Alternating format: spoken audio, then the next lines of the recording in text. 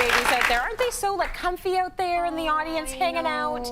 Yeah. You know what babies like? Healthy snacks. That was a weird segue. But anyways, we're going to talk about healthy snacks.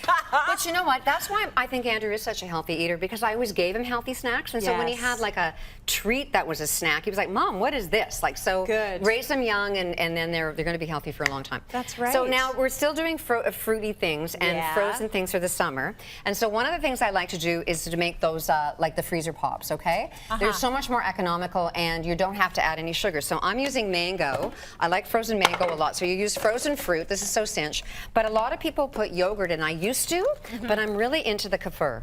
Okay. And I think this is a really neat product because it's fermented milk. It's got the probiotics in it. Right. And a lot of fruit has a prebiotic. And so a probiotic and a prebiotic is you're feeding the good guys. So the probiotic is the good guys. Yes. And then you feed it, you give it food. And that's a lot of fruit has prebiotics. So together they are an incredible team for your gut. They are totally, they're good for your gut health. Team, okay? So then you just swirl this up until it's pureed.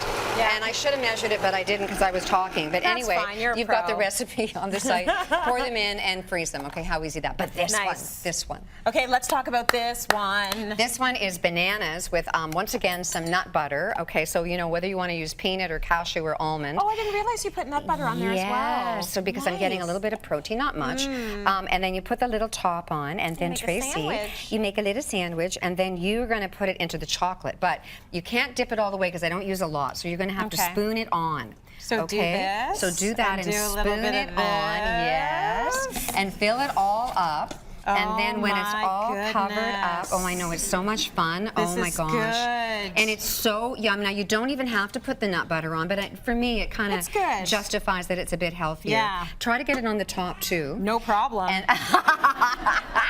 And I use the dark. I love shopping at Loblaws. I love all their products. Yeah. But this one, the PC, the dark chocolate, is fantastic on this one. So you do it like that. I just love a chocolate bar that looks like a chocolate bar. That is a huge... You know, like a Willy Wonka gold package. Like, I love that. I never thought of the gold package. It's fabulous. I'm a chocolate connoisseur. So stick it on a piece of parchment paper. If you don't, it will totally get stuck in your freezer. All right. And then you freeze them, and they're becoming these little cute pops. Isn't that amazing? And you eat a frozen banana. We won't even now because we won't be able to talk, but we'll eat them later, okay? That is amazing. They are the yummiest thing, and you only need one, and you go, I'm so happy. Are you sure you only need one? Well, you might need 3. Okay, good.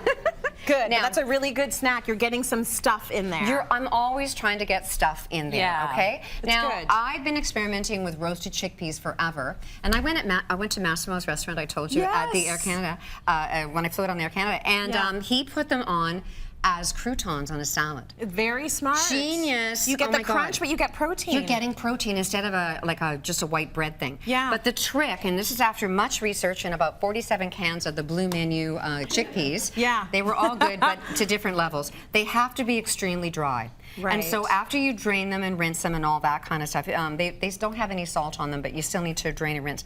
You got to dry them. So you either pat them dry or air them dry or whatever. Okay. And then hopefully these won't all fall on the floor. I think I did write somewhere I have a lot of TV failures, but anyway, at home. And so I've got 2 tablespoons of canola oil in there. Okay. And then I'm going to add sriracha. Sriracha! Nice. Oh my goodness. But sriracha powder. Yeah, oh, whoop, too late. Anyway, so they should have been a little bit coated. It's my fault, I should have told you. It's working. Oh, look, it works. I'm going to change the directions. Okay, good. Okay, so you only need 2 teaspoons, and I tried a lot of other spice, and it varies. I love that. The 1 tablespoon was like blow your bum right off, too. So the 2 teaspoons seems to be the winning combination.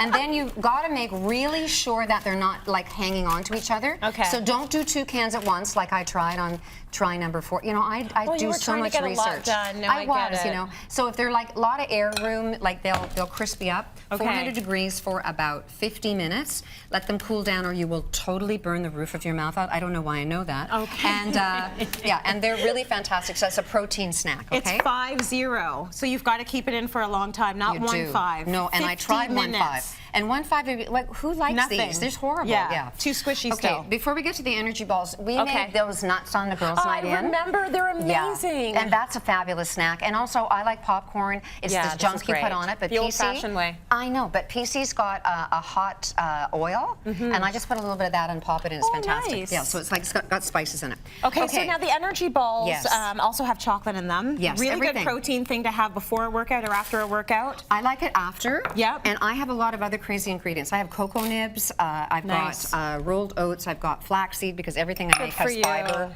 Oat bran, because a lot of these bars or balls are just cocoa powder is candy. You know, like smoke and mirrors candy. Yes. So I like to put stuff in that. And now we're going to put the almond butter in again, but we're going to pulse this up until it's kind of like more of a powder. Okay. That was on, pulsing.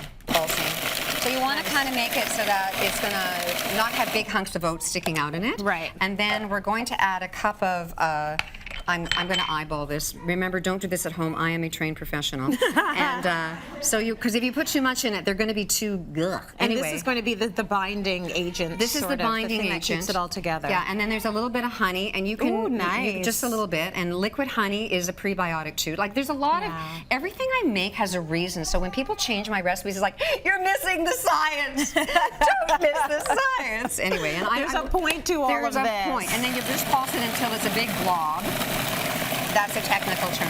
Yeah. And when it's the big blob, you're going to roll it into balls. You take them out and roll them into balls. And do you do the thing where you put them in the? Do you put them in the fridge, the freezer? You could cool them off. You could do it. They don't bake, right? It's a raw thing, so you don't need to bake it. But this is even better. So you get the spoon. Oh my gosh, I love you right now. And have I told you lately that I love you? And this is only when you freeze them. I put a little bit on, and then I pop them into the freezer. Yes. And then when you take them to work, they're like thawed out, but they're so good. That's so good.